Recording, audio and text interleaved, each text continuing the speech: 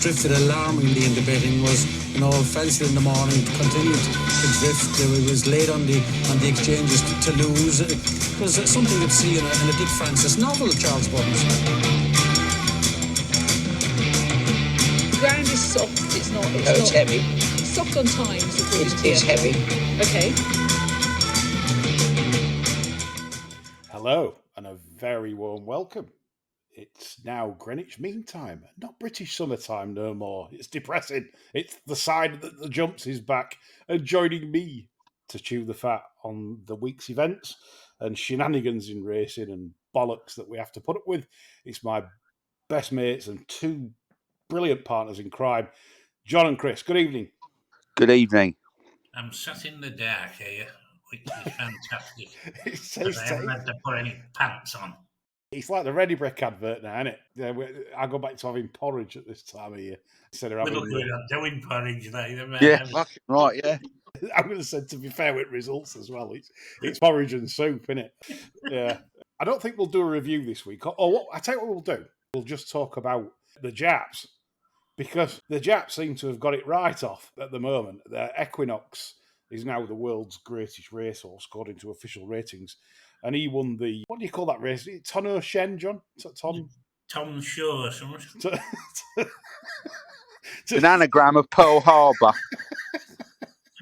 Yeah, well, he won that again. Shinto. We'll call it Shinto. Yeah. That, whatever it is. But he broke the clock by 0.9 seconds. Their watering system policies must be different over there. Yeah. Rice fields are running, aren't they? But you know what? I saw a ridiculous comparison today. Someone in the Racing Post, I know you can't expect much, we're making comparisons to the time of something like 1 minute 55 for Equinox to the Juddmonte winning time. I kid you not. I mean, it's like the Juddmonte's 2 minutes and 5. It's like, but the difference is that one track probably gets zero watering. The other track gets absolutely, I'm not saying York are probably one at best in country, actually.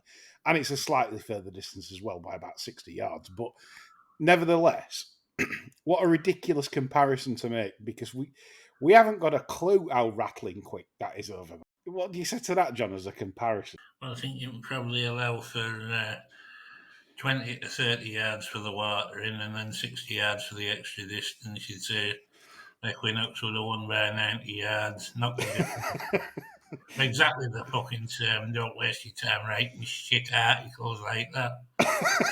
Yeah, I like that view. We had a question on Jap horses, and I thought this was quite a good one. It's from Paddy. Hello, Paddy. And he says, is Japanese racing believable? Or does the poor performance of Jap horses, say in France, under more stringent testing, tell a story? What do you reckon, John? The only thing I say about carrot use is, if you look at Godolphin, for example, they seem to shine in Canada and the US, like quite a lot. And obviously, they're the home patch. The Japanese are incredible in Maiden, as we've seen recently, like lots and lots of Japanese winners at the Spring Carnival there.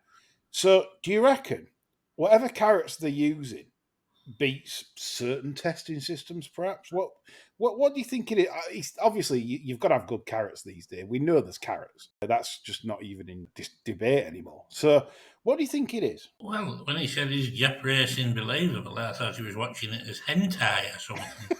Yeah, fucking cartoons, isn't it?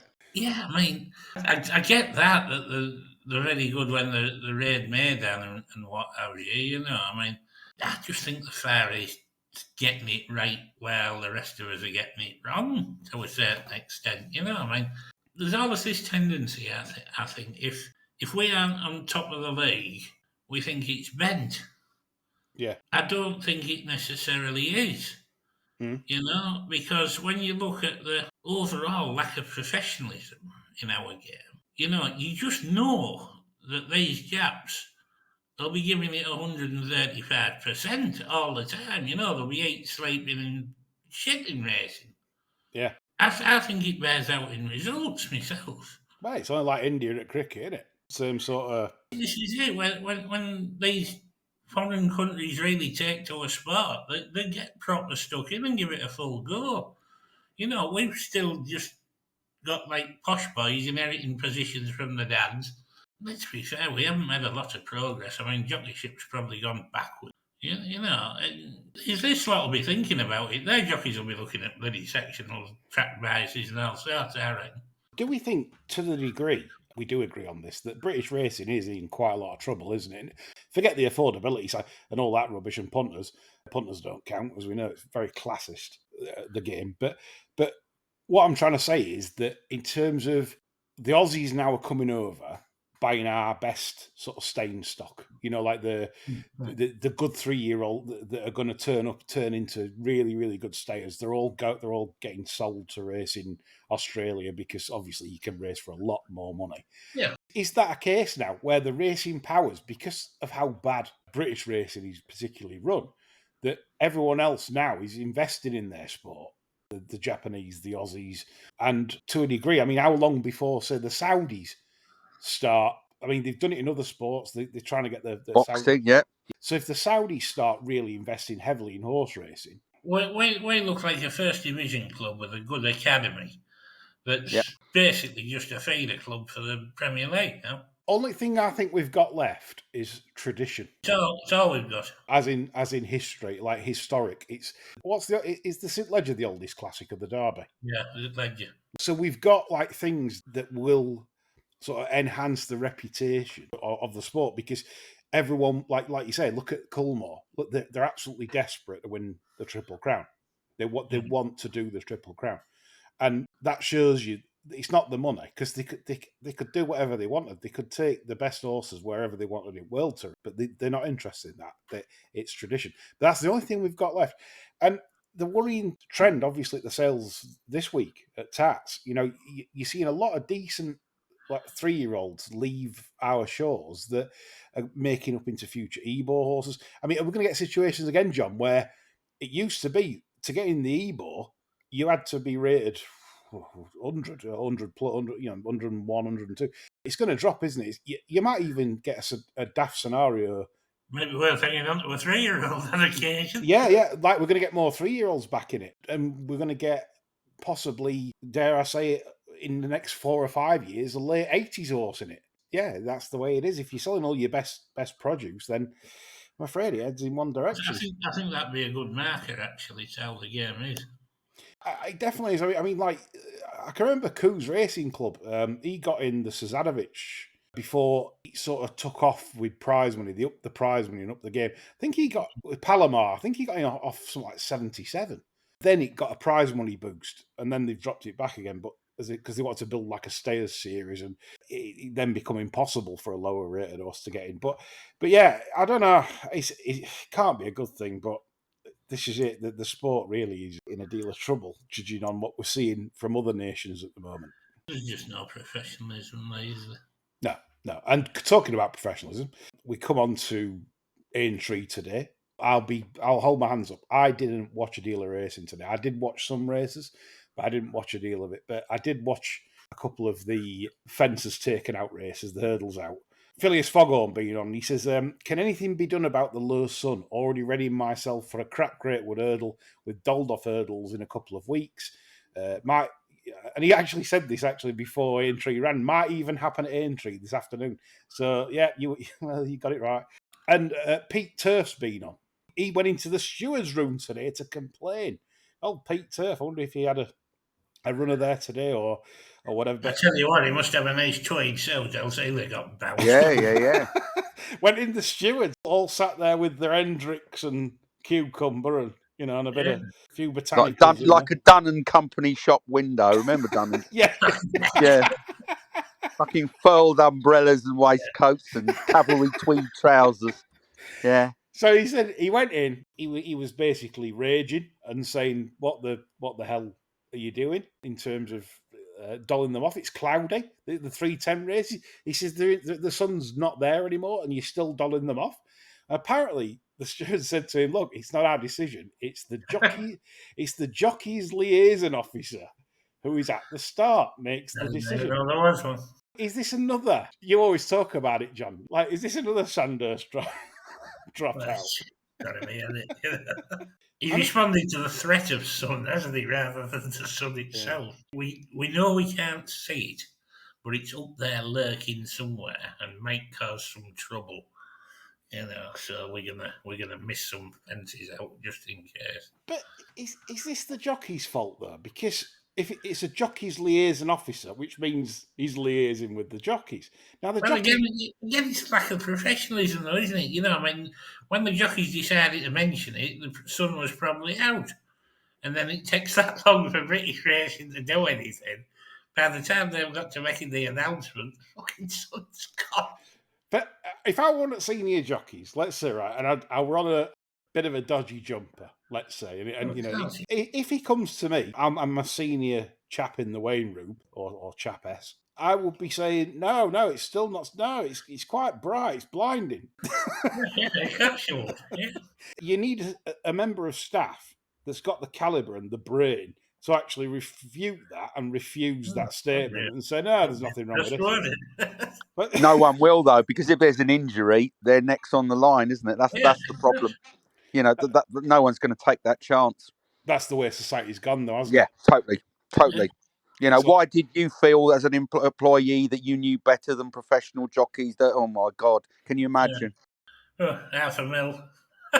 Yeah, definitely. And of course, don't forget, like jump jockeys aren't daft, right? They're getting paid what, 220 quid a ride, something like that. They know if they've 4 hurdles less to jump or 3 hurdles less to jump, the chances of injury for them are less. So therefore, they're going to use that and do it. That's how I see it, to be honest. If that's the case, and I never knew that until Pete Turf found that out today, that it's the jockey's liaison officer.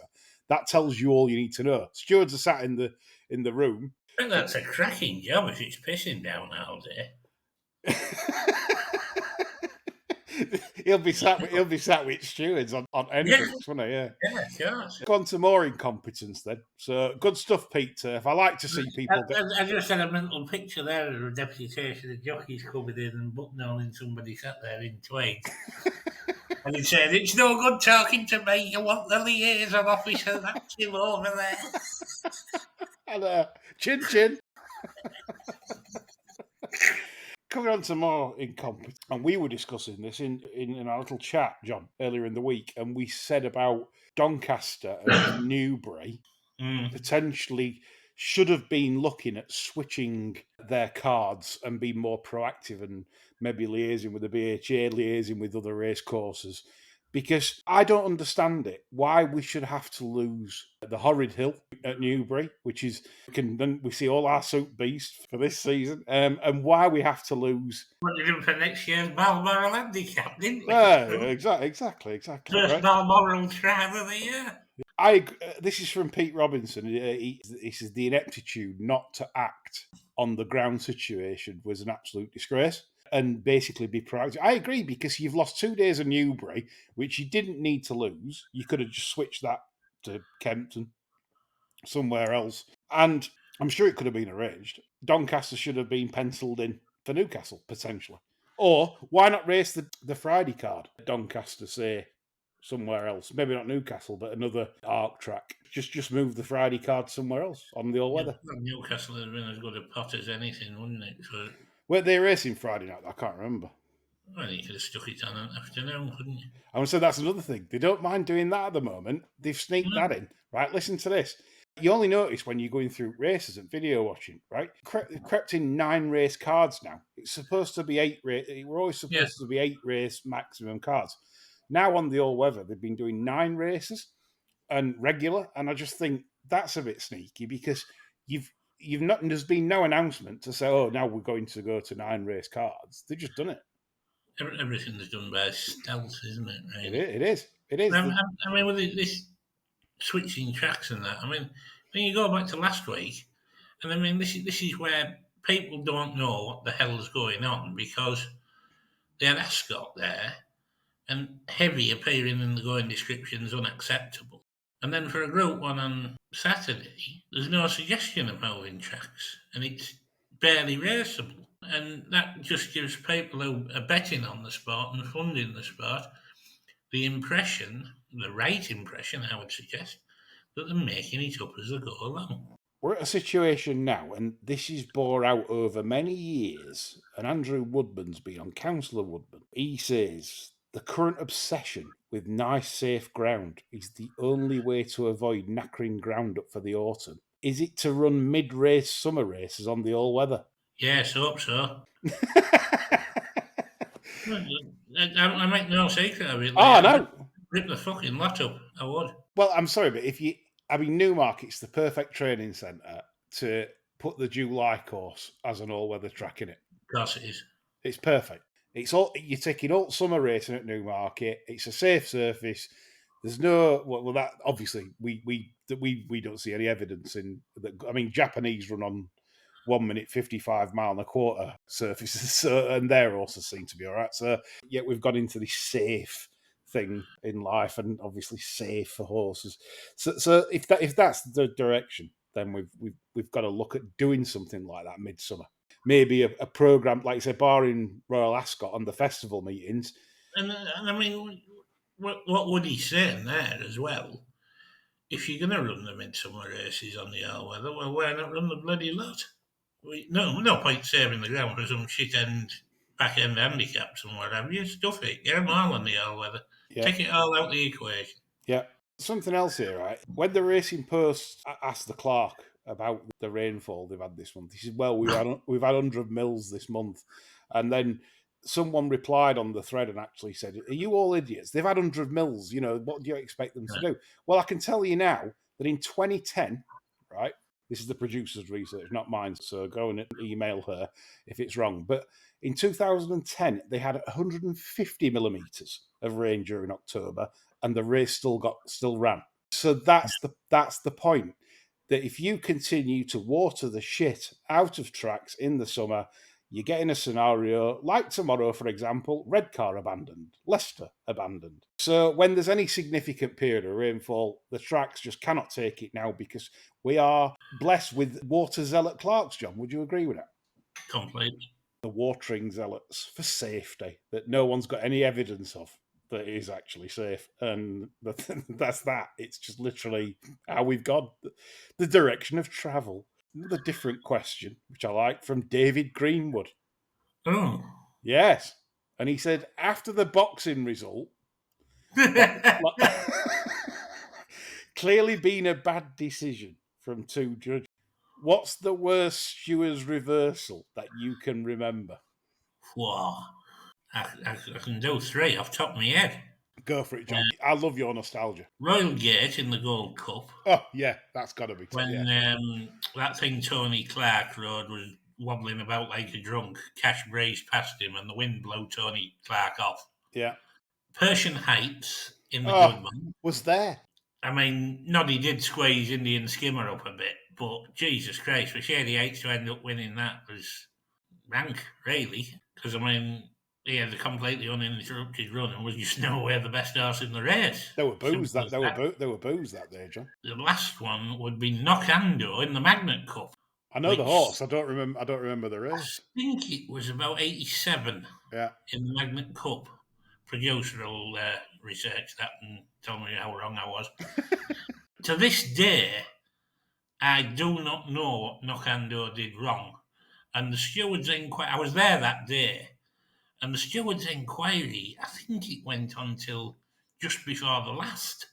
And there was absolute hell on the course. I thought there was going to be a riot. To this day, I mean, I couldn't tell you what that horse did wrong. The worst one I can remember, and it's definitely for my pocket, and it would be a Stickles that made the decision. Oh, Jesus. Is it Jane Stickles? Obviously, we've got Chris Stickles now, haven't we? But Jane Stickles was... Oh, did she call you the winner or something? Was she? No, she was... I think she's done that as well. She's made that many gaffes. Yeah, she was a terrible judge, wasn't she? Yeah, she was like the judge or whatever. Calamity Jane. Yeah, that's it, Calamity Jane. She was on the stewards panel that day. I backed one of, it was FaZe, Hannigan was on it. I can't remember the name because it was just a normal handicap. Yeah. And it hampered one on the turn at Leafy, like cut right across it, chopped it off, but went on to draw clear to win by 3.5. You just think no more of it, do you? Oh, no, out. Out. Just an astonishing decision, which of course they got back at Portman Square. that's obviously when you've had a very large sum of money on. That is certainly no consolation to punters. So there's been some horrendous decisions throughout the time. And even though they've improved the rules a bit now, I still find you still get inconsistency. It's only like VAR, right? You get VAR and you can see the lines on the pitch, you can see who's handballed it, you can see who's done what in the replays. But the problem is they still get it wrong. Yeah. So there's no perfect way, actually. There's just how it is. The human intervention, human error. Even though you've got VAR, you've still got a human making that decision, which obviously they're not infallible. Good question. Drive to Survive. What? Have you heard about this initiative, John, for racing? No. They're making. They got No. It's better than Jermaine's penis. Probably. Yes. He costs a lot of money for best part of fuck all. So this Drive to Survive, apparently they're doing like a series of going round to like racing yards and really making it engaging to hopefully capture a new audience. You know, like what's that Horsepower Frankie was in? A bit like that. Really doing it like film style, like upmarket stuff. BHA think that's a great option. But the question is from Stephen Thomas. He says, I sort of get it, but he says, but where are the big personalities in jump racing to make this compelling, John? Good grief. What a question. Is he going to... The biggest personality in jump racing is the person that runs Fergal O'Brien's Twitter. He's brilliant. Whoever that is, or he or she, might be a she, but they are brilliant who run that Twitter account. Great sense of humour. That's personality, you know. Other than that, Jesus Christ, you're casting around a bit, aren't you? To be honest, given Rafe Ralph, I think you're struggling even with something like Rafe Ralph on flat because he were on Nick Luck, weren't he? And he was moaning that some random nutter kept ringing him every time he got a shorty beat. Do you know? I this is straight up. I had a dream the other night because we live this podcast, we live and breathe it. So I had a dream that we'd got Rafe Ralph on, and I said, "Welcome to the show, Ralph." And he put phone straight down on me, and that was that. And a shitty dream. Rather with him than I would. So anyway, Drive to Survive. Chris, you'd send one round to Roger Ingram, wouldn't you? You see, this is the problem. It's the failure to acknowledge the fact that people follow the sport not because of the personalities. They follow it because they want to have a bet. Yes, there are people that do go racing that will have a pound on, but those people will go tops a handful of times a year. The people that fund the sport bet on it pretty much every day. They do so because they want to win money and they enjoy gambling, you know, but they are not attracted to racing, but because of the personalities. And I think, you know, these sort of initiatives on paper look fantastic and, you know, they give hard-ons to marketing executives, but ultimately that's not why people are interested in horse racing. You know, it's the gambling, but no one wants to acknowledge that. So, yeah, I'm sure you'll get a few eyes on it, but will it attract any new people to the sport or people encourage people to return to the sport that have left? The answer, I think, would be no. Who cares, you know, what trainers doing what and how they prepare? No one gives a shit, do they, really? It's interesting, you know, a bit of background, all that's interesting. But, you know, it's not compelling enough for people to follow the sport and develop a kind of allegiance to the sport. That's the thing. You know, people follow sport either because they play it themselves or they have an affinity to a particular team, you know, either by way of birth or you know, a family connection. They don't follow racing because their dad used to fucking bet Lester Piggott's horses. That's not how it works. And, you know, racing is quite unique in that sense, I think. Yeah, it's an interesting take. John? Well, I mean, how you assume they're spending money on this series or whatever, you know, I mean, they'd probably be as well off if they got our darling Rachel a walk-on part in Coronation Street or something. Broaden the interest. So you don't think this'll do any? Yeah, no, probably, no. Not in the slightest. You know, so you could follow a particular yard round for the year. You know, that's not going to encourage people to get involved in the sport because that's not what racing is about. You know, it might encourage people to pursue a career in racing because they can see, well, that looks interesting. I want to work with animals. I like that. But the kind of the public facing side of the sport is betting. They'd be better off following a professional punter around for a year, wouldn't they? You know, that would be, I think, more compelling than a behind the scenes look. The way I was brought into the game was the sex of the cash. As in, there was so much cash in bookie satchels.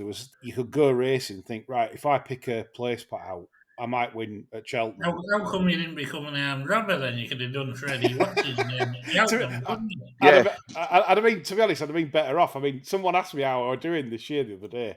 Said, Lee, how are you doing? How are you finding the game? I said, it's fucking impossible. I says, I'm on a bus driver's wage doing twice the hours.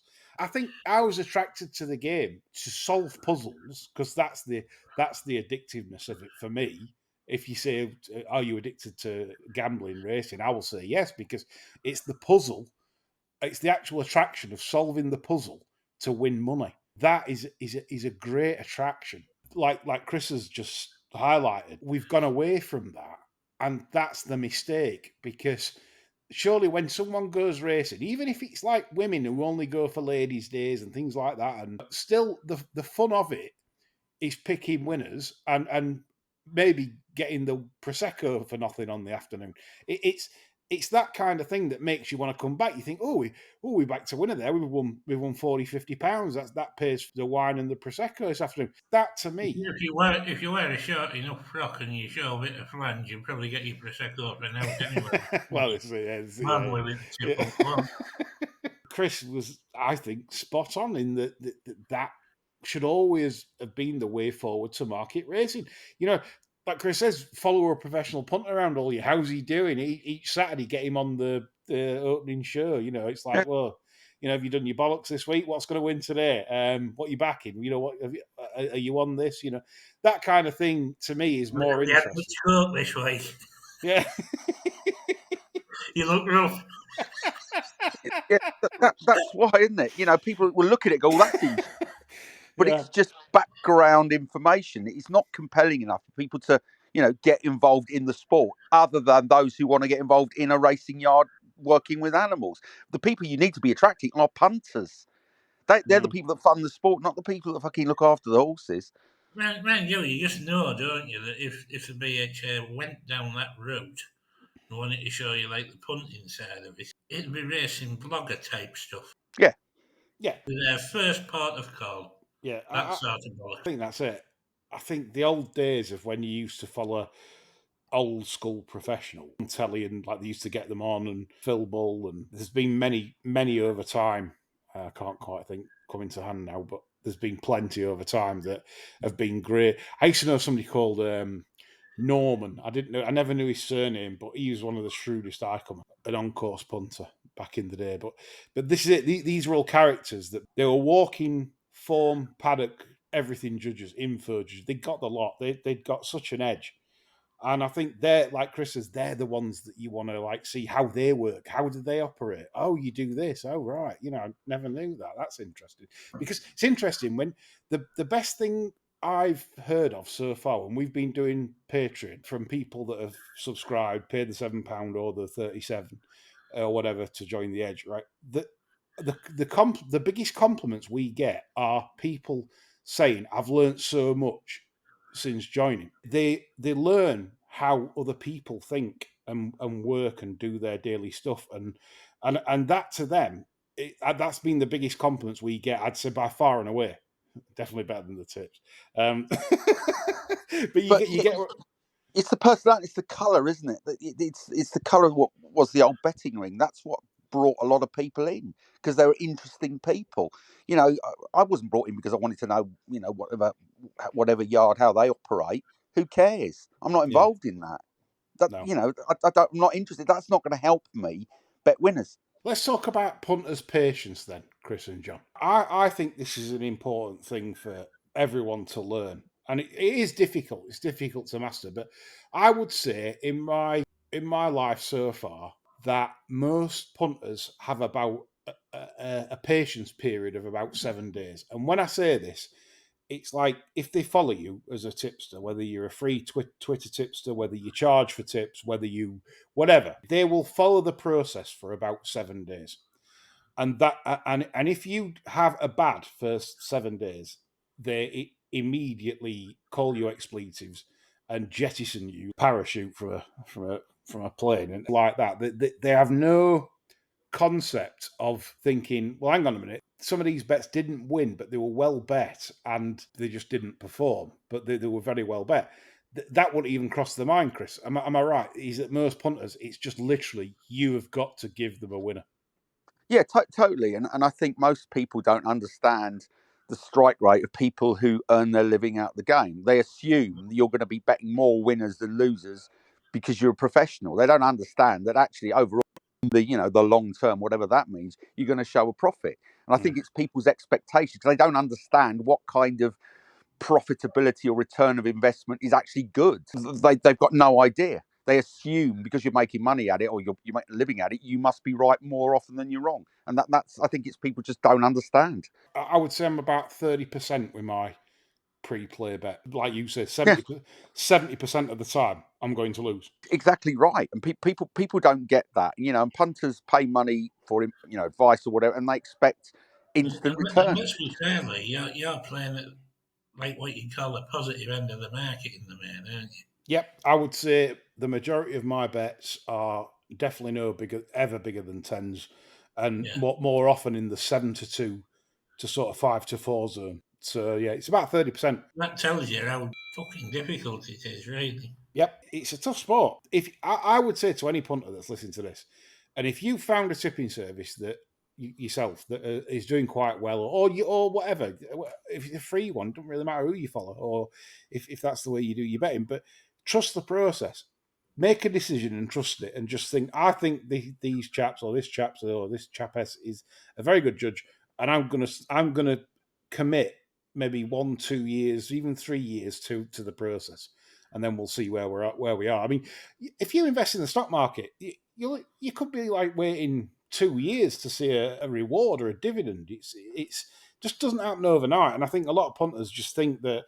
Well, you say you're a professional bettor, so you know more than most, so you should win money. But then lose faith after sort of like 6 or 7 days. It doesn't make any sense to me, but that's what it is. I hope that's useful to someone. Starting prices. Mike Owen's been on Betfair compared to actual SP.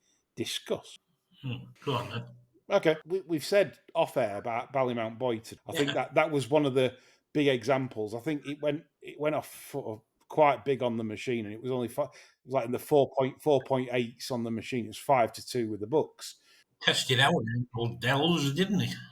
It's one of them, Mike Owen. I mean, there's sometimes if you listen to Johnny Dillahare Saturday, for example, the owner of Blue King Daru, he said he had a very decent sized bet in the ring at 9-4 near the off on Blue King Daru, and it was sort of 3.4 on the machine. So that's not too bad, is it? It's like once you end up paying your commission, and if he's wanting like 10 grand on or something, you try and get 10 grand at 3.4 on them, you ain't going to get it. So it's like there's certain instances where the SPs aren't too bad, and there's others But you're a where bit warm now, say they've been rummaging around for bank statements on Monday, wouldn't they? well, it's a Chris Paul thing, isn't it? Trumpets are out. When Johnny Dillahare was interviewed, yeah, trumpets came out. There was none of this beforehand, so unfortunately, no one got on. But as you know, Betfair Exchange will be industry SP quite handsomely. That's no secret. So that's way to do a lot of your betting, I think, these days. And especially, Chris, I don't know if you've noticed this,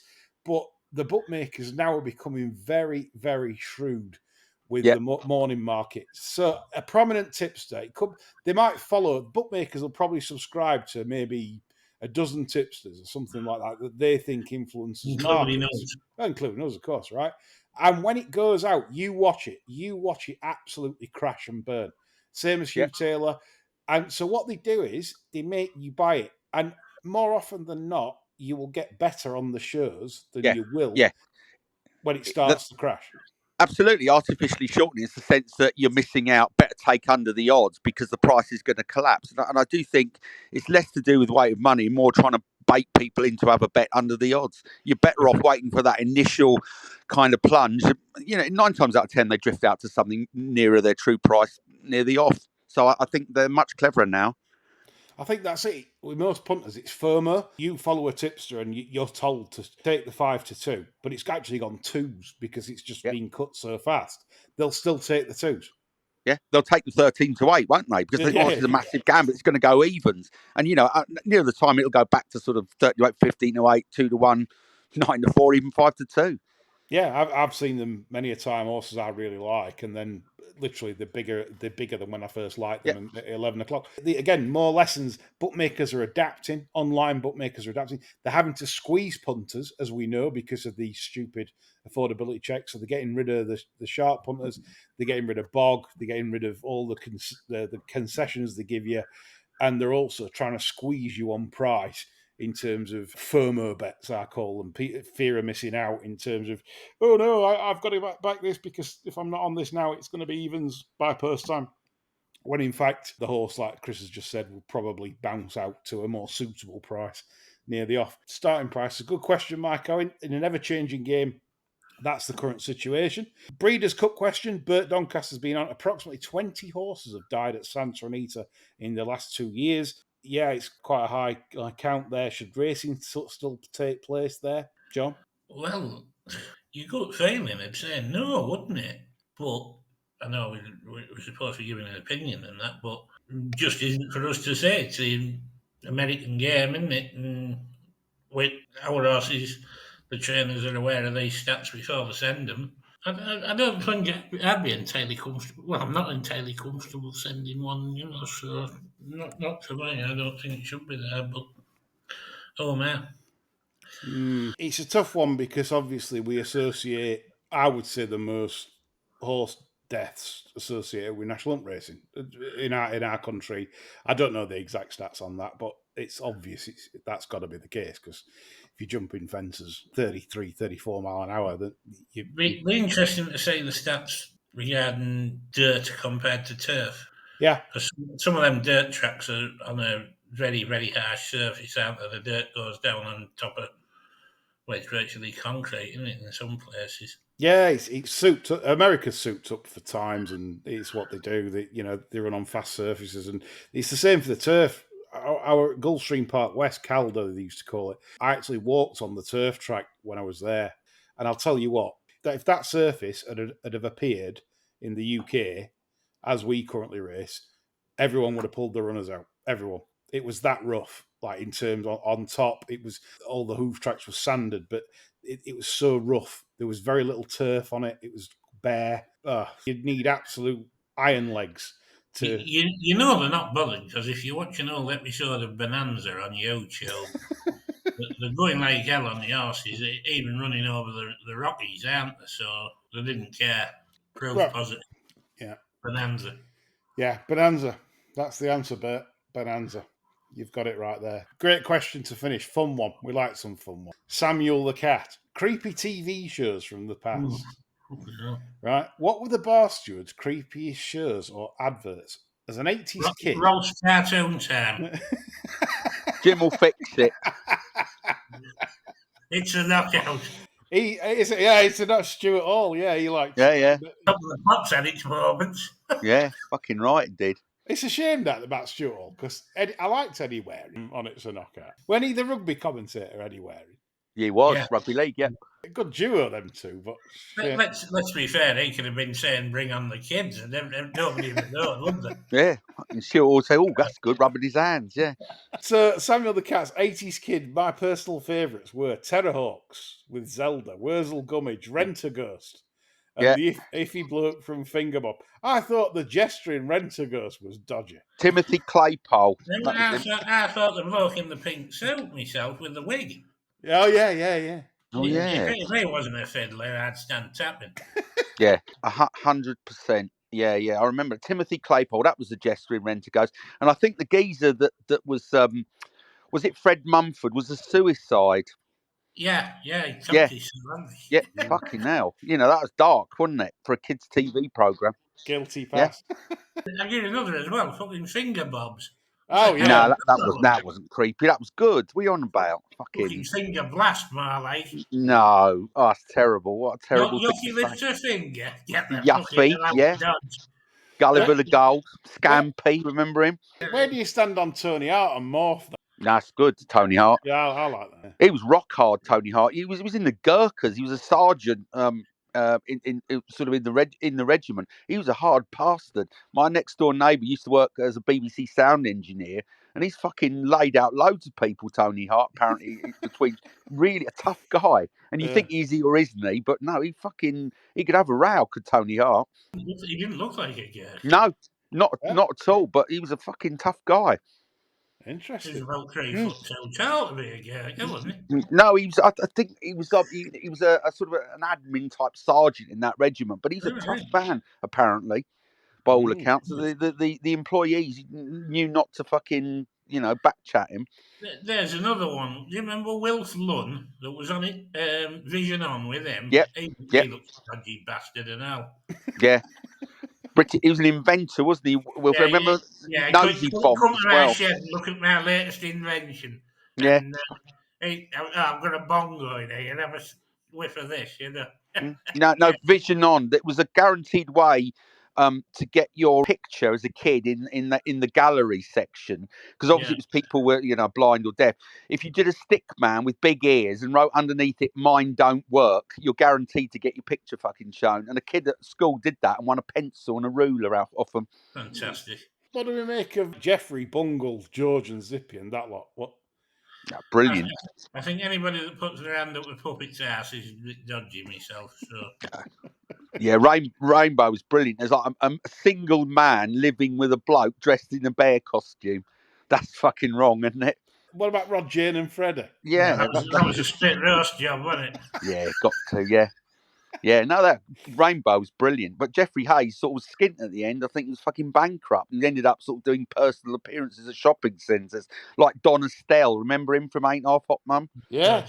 He's fucking potless, totally skint. Ended up selling CDs in like sort of Rochdale shopping centres. Brutal. Do you remember the Tango advert that started? You got to smack on the fucking chop. The kids that. Smacking everybody around chops. Yeah. You know when you've been tangoed. Yeah, definitely. That was good. But yeah, but creepy TV there was plenty in the 70s and 80s, wasn't there? No shortage of them. I had a load of masses tangoed me at the time.